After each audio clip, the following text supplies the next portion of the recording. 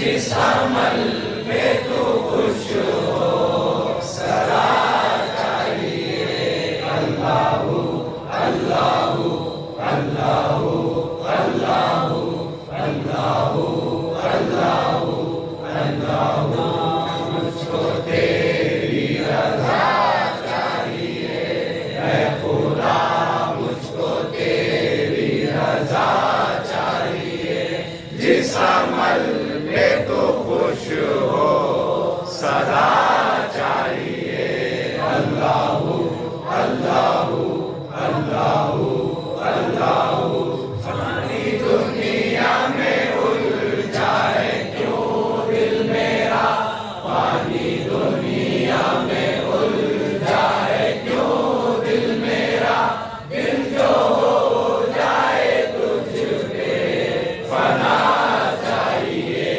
اللہ اللہ اللہ اللہ اللہ اللہ فانی دنیا میں الجھا ہے کیوں دل میرا فانی دنیا میں الجھا ہے کیوں دل میرا دل جو ہو جائے تجھ پہ فنا چاہیے اللہ اللہ اللہ اللہ اللہ مجھ کو تیری رضا چاہیے اے خدا مجھ کو تیری رضا چاہیے جس عمل پہ تو خوش ہو سدا چاہیے اللہ اللہ اللہ اللہ سیاہ کی موج کلا تم میں ہو میرے سیاہ کی موج کلا تم میں ہو یا الہی تیرا آسرا چاہیے اللہ اللہ اللہ اللہ اللہ اللہ رنجو عالم میں گھیرا ہے ڈالے ہوئے رنجو عالم میں گھیرا ہے ڈالے ہوئے بس مجھے دامن مصطفیٰ چاہیے اللہ اللہ اللہ اللہ رنجو عالم میں گھیرا ہے ڈالے ہوئے رنجو عالم میں گھیرا ہے ڈالے ہوئے بس مجھے دامن مصطفیٰ چاہیے اللہ اللہ اللہ اللہ اللہ اللہ اللہ مجھ کو تیری رضا چاہیے اے خدا مجھ کو تیری رضا چاہیے جس عمل پہ تو خوش ہو سدا چاہیے اللہ اللہ اللہ اللہ اللہ اللہ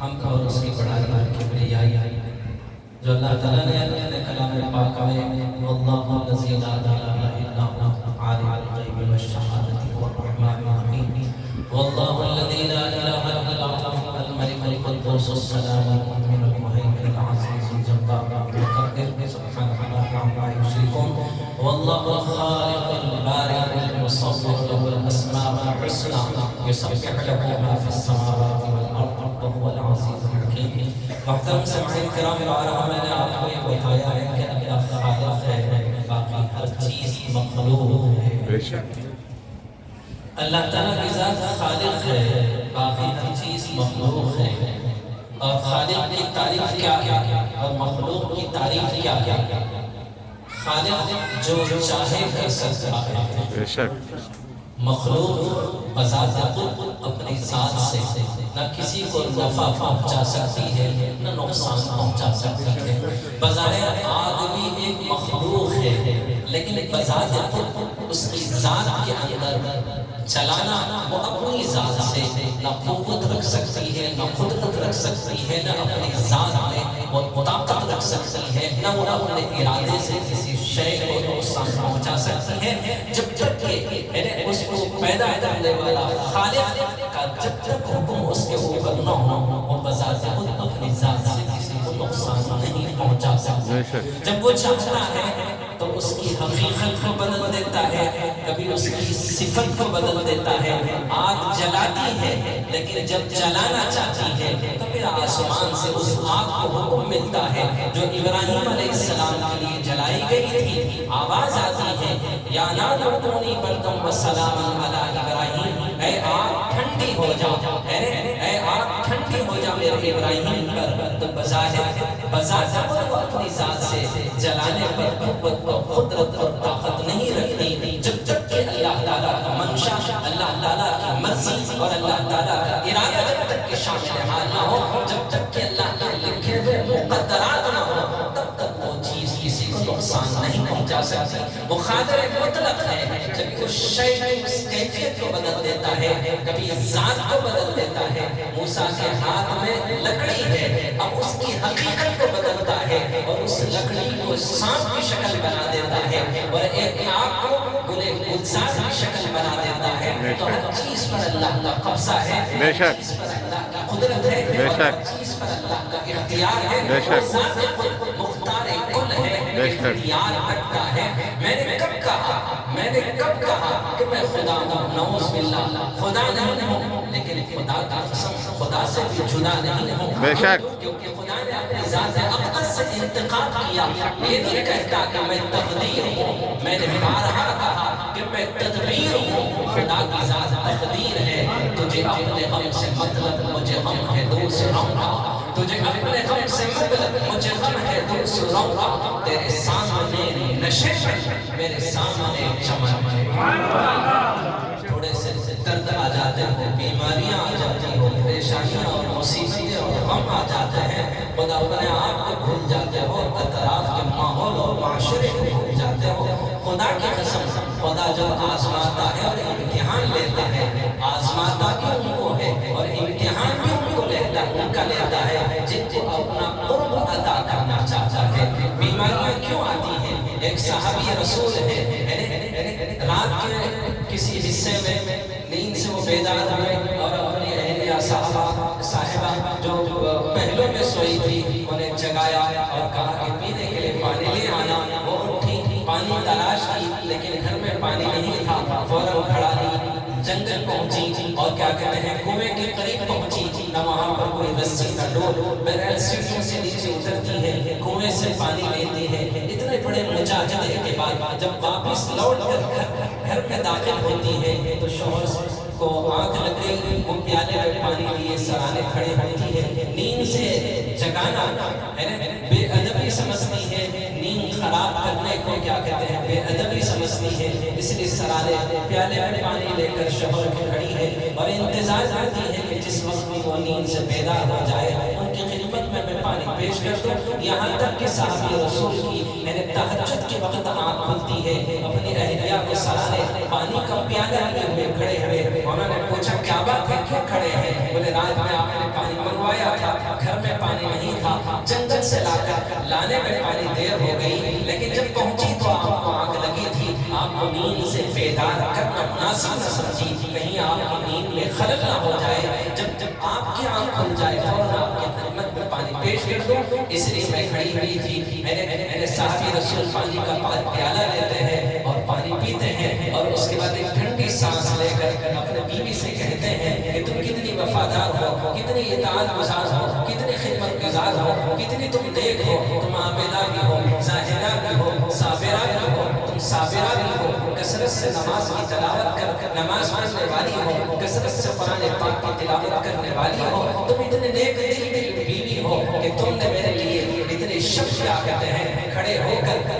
نیند کو جگانا مناسب نہیں سمجھا۔ اب بتاؤ تمہاری خواہش کیا ہے، اب تمہاری خواہش کو پورا کرتا ہوں، کیونکہ جب آدمی دل سے خوش ہو جاتا ہے اپنی اہلیہ سے تو کبھی کبھی کسی آفت کے ذریعے سے اس کی دل جوئی کرتا ہے، اس کے چہرے پر مسکراہٹ لانا چاہتا ہے، اس کے دل کو خوش کرنے کا کوئی موقع تلاش کرتا ہے، اسے ایک موقع ہاتھ آیا کہ واقعی کیا کہتے ہیں وہ خدمت کے ذریعے سے، اطاعت کے ذریعے سے، فرما برداری کے ذریعے سے اپنے شوہر کے دل کو جیت لیتی ہے۔ تو ہم تو بغیر کسی محنت کے کیا کہتے ہیں دل جیتنے کے لیے تعویذ پلیتوں کے پیچھے بھاگتے 25 سالہ میرے خدمت میں، لیکن میں کسی کی کیا کہتے ہیں برائی نہیں کر رہا ہوں، کیونکہ ایک معاشرہ ہے اس برائی کے راہ پر بغیر کسی محنت کے وہ ساری چیزوں کی طلب میں آگے بڑھتا ہے اور خود بھی رسوا ہوتا ہے، زندگی بھی برباد ہو جاتی ہے، دونوں جہان میں اسے مقابلہ کرنا پڑتا ہے۔ توبہ کر لے تو آخرت میں پھر نجات ہے، ورنہ دنیا بھی تباہ ہے اس کی آخرت بھی تباہ ہے۔ ایسا نہیں، خدمت اور اطاعت اور محبت کے ذریعے سے دل جوئی کی جا سکتی ہے۔ اللہ کے نبی صلی اللہ علیہ وسلم نے بھی اپنی بیٹی فاطمہ سے بھی یہی کہا کہ فاطمہ جتنا ہو سکتا ہے علی کا کام خود کر لیا کرو، اس سے آپس میں محبت میں اضافہ ہوتا ہے۔ بے شک، سبحان اللہ۔ ایک دن علی گھر میں داخل ہوئے اور کہا کہ فاطمہ ابا جان کے پاس غلام تقسیم کیے جا رہے ہیں، دن بھر کام کرتے کرتے کپڑے خراب ہوتے ہیں، مشکیزے سے پانی لاتے لاتے ہاتھوں پر نشانات آ رہے ہیں، کام کاج کرتے کرتے تھک جاتے ہو، جاؤ ابا جان سے غلام تقسیم ہو رہے ہیں، غلام لے آنا تاکہ تمہارے گھر کے کام کاج میں تھوڑی سی مدد مل جائے۔ چپ چپ کے فاطمہ چلتی ہے، ابا حضور کے دربار رسالت میں پہنچنے سے پہلے کیا کہتے ہیں غلام تقسیم ہوتے ہیں۔ حضور صلی اللہ علیہ وسلم فاطمہ کی قدموں کی آہٹ کو مسجد کی طرف آتا ہوا دیکھ لیا تھا، پھر واپس جاتا ہوا آپ نے دیکھا، پھر مسجد نبوی سے نکلے اور فاطمہ کے گھر پہنچے اور کہا کہ فاطمہ کیوں آئی تھی پھر واپس کیوں گئی؟ علی نے کہا کہ آپ کے پاس غلام بٹ رہے تھے تو ایک آدھ غلام لے آنا تاکہ گھر کے کام کاج میں کیا کہتے ہیں تھوڑی سی مدد ہو جائے گی۔ تو حضور نے فرمایا بیٹی فاطمہ غلام سے بہتر چیز تمہیں دوں، تو بیٹی نے کہا بجان آپ جو بہتر ہو سکتا ہے میرے حق میں جس میں بہتری ہے آپ کو مجھے دے سکتے ہیں۔ بولے بیٹا غلام سے بہتر چیز تمہیں دیتا ہوں، وہ یہ ہے کہ فجر کی نماز کے بعد اور عصر کی نماز کے بعد سبحان اللہ الحمدللہ 33 مرتبہ اور اللہ اکبر 34 مرتبہ پڑھ لیا کرو، یہ غلام سے بھی بہتر ہے۔ سبحان اللہ۔ یہ ہے کہ گھر کے کام کاج خود کرنے کی اللہ کے نبی صلی اللہ علیہ وسلم اپنے بیٹی کو کیا کہتے ہیں سبق دے رہے ہیں اور اپنے بیٹی کو اپنے شوہر کی خدمت کا جذبہ عطا کرتے ہیں اور کہتے ہیں کہ شوہر کی خدمت کرنا بھی عبادت ہے۔ تو کہنے کا مطلب یہ ہے کہ آج ہم اس کے چہرے پر ہنسی اور مسکراہٹ دیکھنا نہیں چاہتے ہیں، تعویذ پلیتوں کے ذریعے سے گرویدہ کرتے ہوئے اسے اپنے مٹھی میں پھنسانے کے لیے عملیات کی دنیا میں در در کے ٹھوکریں کھاتے پھرتے ہیں، جادوگروں کے چکروں میں محنت کی کمائی گھروں میں چوری کر کر کے ان جادوگروں کے حوالے کر کر اپنے ہاتھوں سے گھروں کو برباد کرتے ہیں۔ دل کے بھگولے جل اٹھے سینے کے داغ سے، گھر کو آگ لگی گھر کے چراغ سے۔ حضور نے فرمایا کہ فاطمہ تم علی کو اپنے اختیار میں رکھنا چاہتی ہو، تم چاہتی ہو کہ تمہارے حکم اور تمہارے تابع علی ہو، ایک کام کرنا بیٹی تم اپنے آپ کو علی کے تابع بنا لو، خدا کی قسم علی تمہاری اس اطاعت اور اتباع کے سامنے وہ تمہارے تابع ہو جائے۔ سبحان اللہ، اس لیے اس حدیث کے سبحان اللہ، بہت خوب، ماشاء اللہ، ماشاء اللہ، بنانا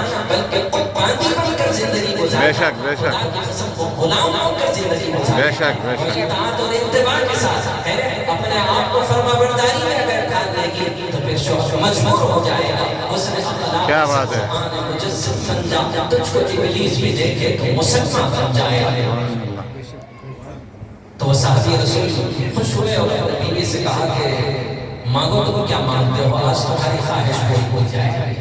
اگر اس زمانے میں کبھی مرد اگر اپنے بیوی کو اگر اس قسم سے اگر آفر دے دے، پہلے تو مرد مسکراتا بہت کم ہے، کیونکہ حالات کا کچھ ایسے اسے سامنا کرنا پڑتا ہے کہ ایسا لگتا ہے کہ ادھر شادی ہوئی، ادھر چہرے سے اس کی مسکراہٹ چھین لی گئی۔ ایک معصوم بچہ انگلی پکڑ کے، لطیفہ ہے، پہلے انجوائے کیجیے اب، انگلی پکڑ کر شادی خانے میں داخل ہو رہا تھا تو آپ سے بچے نے پوچھا کہ کیا بات ہے، دولہا بہت ہنس رہا ہے، تو آپ نے حسرت بھری نظروں سے بچے کی طرف دیکھا اور کہا کہ بیٹے وہ انجام سے بے خبر ہے، آج اس کا آخری دن ہے۔ تو میرا کیا کہ لطیفہ ہے، شادی سارے لوگ شادی شدہ بیٹھے ہیں، ہنس رہے ہیں اور خود بھی شادی شدہ ہوں۔ میرا کیا کہ کبھی کبھی کچھ لوگوں کی زندگیوں کا کا حال ہی نکاح کے ساتھ یہ لطیفہ ان کی زندگی بن جاتا ہے، کیونکہ ان کی زندگی میں لطیفہ بھی آ جاتی ہے بیچاری، وہ بھی خود ایک لطیفہ بن کر آ جاتی ہے۔ اس لیے اللہ کے نبی صلی اللہ علیہ وسلم نے فرمایا جسے نیک اور صالح بیوی مل جائے تو سمجھ لو دنیا ہی جنت ہے،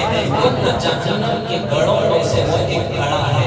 آپ صلی اللہ علیہ وسلم نے فرمایا میں اس عورت سے پناہ مانگتا ہوں جو مجھے وقت سے پہلے بوڑھا کر دے۔ تو عورت کے اندر یہ خاصیت ہوتی ہے کہ آدمی کے اندر وقت سے پہلے بڑھاپا آ جاتا ہے، جب بے دینی اس کے اندر ہوتی ہے، دنیا داری اس کے اندر آ جاتی ہے، تو پھر مرد کے اندر وقت سے پہلے بڑھاپا آ جاتا ہے۔ جس کے اندر دین ہوتا ہے وہ گھروں میں کیا کہتے ہیں سکون آ جاتا ہے، گھر اس کی جنت بن جاتا ہے، گھر کا امن اور چین سکون کا وہ گھر گہوارہ بن جاتا ہے۔ تو وہ صحابہ رسول خوش ہوئے۔ اگر اس زمانے میں کبھی خوشی سے اگر مرد کہتے تو ایک لمبی سی لسٹ ہاتھ میں تھما دے گی اور کہے گی کہ یہ ابھی مسکرایا ہے، پتہ نہیں کہ کون سے سن میں مسکرائے گا، ابھی موقع بہت اچھا ہے۔ بہرحال ایک پیالے سے جیب خالی کرنے کی پوری پلانی کی لسٹ ہاتھ میں تھما دیتی ہے۔ بہرحال وہ کہتا ہے کہ میں بول کے پھنس گیا۔ بہرحال صحابی رسول نے کہا کہ بیگم بتاؤ تمہاری جو خواہش ہے میں اس کو پورا کروں گا۔ تو بیوی کہنے لگی کہ تم میری خواہش پوری کرو گے؟ بولے ہاں، تم آج جو مانگو گے میں وہ تمہیں دینے کے لیے تیار ہو جاؤں گا۔ آج تم جس چیز کی اپنی خواہش مجھ سے کرو گے میں تم کو دینے کے لیے تیار ہوں۔ تو بیوی نے کہا کہ آپ مجھے طلاق دے دیجئے، میں آپ کے ساتھ زندگی گزارنا نہیں چاہتی۔ صحابی رسول کے پیروں کے نیچے سے تو زمین کھسک گئی، جسم رسنے لگا، وجود کپانے لگا، آنکھوں میں اندھیری سی آ گئی۔ انہوں نے کہا اتنے نیک دل، اتنے متقی، اتنی پارسا، عابدہ، زاہدہ، صابرہ، یعنی جو حضور کے زمانے میں ہو، جن نگاہوں سے محبوب مصطفیٰ کا دیدار آنے والی ہو، محبوب مصطفیٰ کی جس سے قربت حاصل ہو، ایسے نیک دل ہو جنہیں چند سیکنڈ کے لیے میری نیند خراب نہ کرے، اور رات بھر پیالے میں کڑاکے کی سردی میں اپنے ہاتھ میں پیالہ لے اور شوہر کی آنکھ کھلنے کا انتظار کرنے والی اچانک مجھ سے جدائی کا یہ کیوں مطالبہ کرنا چاہتی ہے؟ تھوڑی دیر کے لیے وہ صحابی رسول کو ہوش ہو گئے، وجود دھڑسنے لگا، جسم کمکمانے لگا، ہوش حواس میں کھو دیا، پیروں کے نیچے سے زمین کھسک گئی۔ تھوڑی دیر کے لیے ان کے اوپر ایسا لگا کہ بجلی سے کیا کہتے ہیں ٹوٹ پڑی، ایک عجیب سا ان کے اوپر کیا کہتے ہیں کیفیت طاری ہوئی۔ انہوں نے کہا کیا بات ہے؟ تو بولے آپ نے کہا مجھے کیا خواہش ہے؟ بس میری خواہش ہے زندگی کی ہے، میں آپ سے جدائی کی طلبگار ہوں، آپ مجھے طلاق دیجئے، میں آپ کے ساتھ زندگی گزارنا نہیں چاہتا۔ صحابی رسول پریشان ہوئے، میں نے کہا کہ اب کریں کیا؟ چلی دربار رسالت امام صلی اللہ علیہ وسلم کے جناب اقدس میں حاضری دیتے ہیں، حضور صلی اللہ علیہ وسلم کی عدالت میں جا کر یہ معاملہ پیش کریں، حضور جو فیصلہ کریں گے پھر وہ منظور ہوگا۔ تو بیوی کہنے لگی چلیے میں بھی چلتی ہوں حضور کی جناب میں، پہلے دونوں ملتے ہیں اور حضور صلی اللہ علیہ وسلم کے دربار کی طرف چلتے ہیں۔ وہ صحابی رسول تو اب ہوش حواس کھو دیے تھے، اب تو عجیب سی اس کے قلب کی کیفیت ہو گئی تھی، بہرحال آنکھوں میں ایک اندھیری سی آئی اور وجود کے ایسا لگ رہا تھا کہ میں ایک زندہ لاش کیا کہتے ہیں چلے جا رہا ہوں۔ نیک دل، صاحب سبق، صاحب دل اور متقی پارسا اور کیا کہتے ہیں عابدہ، زاہدہ، صابرہ، اتنی نیک دل، اطاعت گزار، فرما بردار بیوی مجھ سے جدائی کی طلبگار بنی ہوئی ہے اور دربار رسالت میں چل کر کیا کہتے ہیں اپنے اس معاملے کو پیش کرنا چاہتی ہے۔ بہرحال صحابی رسول کیا کہتے ہیں حیرانی اور پریشانی میں ہے، چلتے چلتے اچانک صحابی رسول کو ٹھوکر لگی اور فوراً دھڑ سے نیچے گر گئے، جیسے کہ پیر میں ہاتھ میں فریکچر سا آ گیا اور گھٹنے کو کیا کہتے ہیں مار گیا، خون نکلنے لگا۔ بیوی نے فوراً سر سے دوپٹہ نکالا اور نکال کر کیا کہتے ہیں ہاتھ کو کیا کہتے ہیں دوپٹے سے باندھ دیا اور جہاں زخم تھے اس سے بھی کپڑا باندھ دیا اور سر جھکایا اور کہنے لگا میرے سرتاج حضور صلی اللہ علیہ وسلم کی عدالت تک کیوں پہنچتے ہیں؟ بات مجھے یہی سمجھ میں آ گئی، میں ساری زندگی آپ کے ساتھ رہنا چاہتی ہوں، جو فیصلہ میں نے لیا تھا میرے سمجھ میں آ گئی، اب گھر واپس چاہیے، مجھے طلاق نہیں چاہیے، میری سو جانے قربان میرے سرتاج آپ کے اوپر، گھر واپس چلیے۔ صحابی رسول کہتے ہیں کہ میرے جان میں جان جاتا ہے، تھوڑی سی ہمت آ گئی، تھوڑی سی طاقت آ گئی، میں وہیں پر کھڑے ہو کر کہنے لگا کیا بات ہے کیوں مانگ رہی ہے تم طلاق؟ چلو حضور کے پاس، تھوڑی سی جان آ گئی۔